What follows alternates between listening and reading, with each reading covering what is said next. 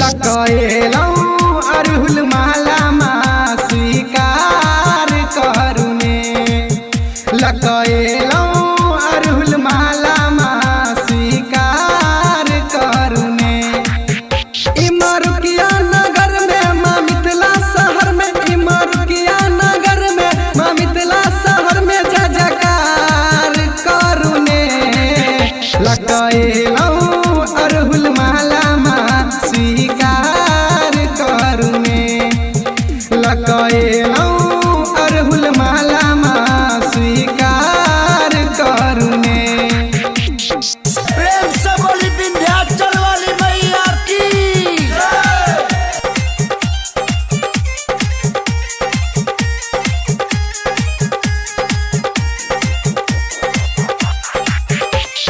DJ Sumit Satish Raima Sumit Satish रईमा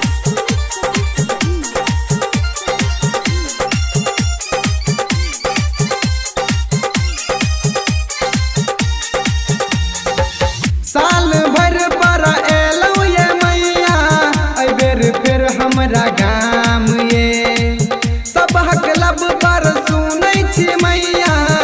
अहीं के गुणगान ये अहीं के गुणगान ये साल भर पर एलौ ये मैया अबेर फिर हमरा गाम ये सबहक लब सँ सुनै छी मैया अहीं के गुणगानी अहाँ अम्बे छी माँ जगदम्बे छी माँ अहाँ अम्बे छी माँ जगदम्बे छी माँ उपकार करुने लकएलौ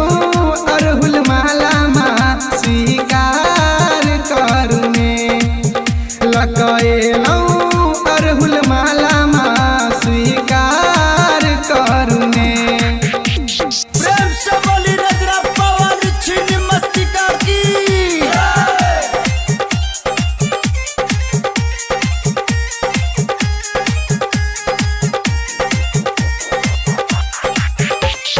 डीजे सुमित सतीश रईमा सुमित सतीश रईमा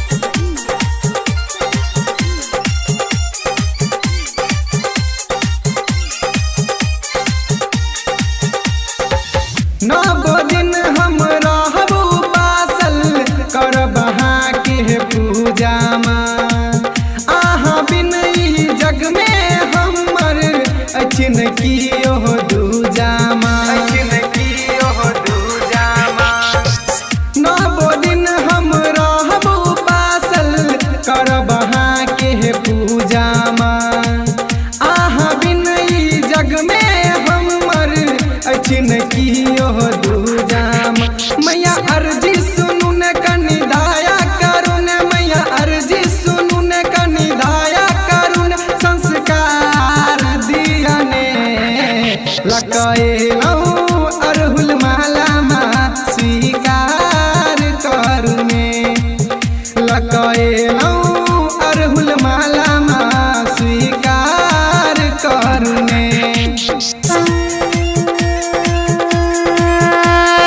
बोला बोला दुर्गा मैया की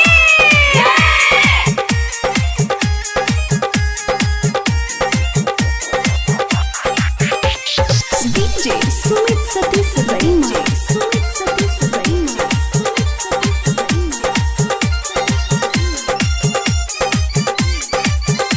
रिकॉर्डिंग बाय आरू प्रोडक्शन अंडा बजा संकट बेरिया सुनै छी मैया देलौ अहाँ सबहक साथिए हमहू छी एहि बेर मैट्रिक में मैया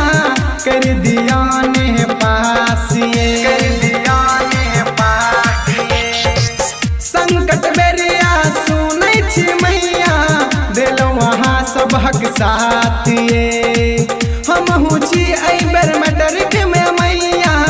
कर दिया ने पासी अहीं के भजन गाबै छी हम शिवम राजा छी मैया भजन गाबै छी हम शिवम राजा छी बेड़ा पार करुने लकए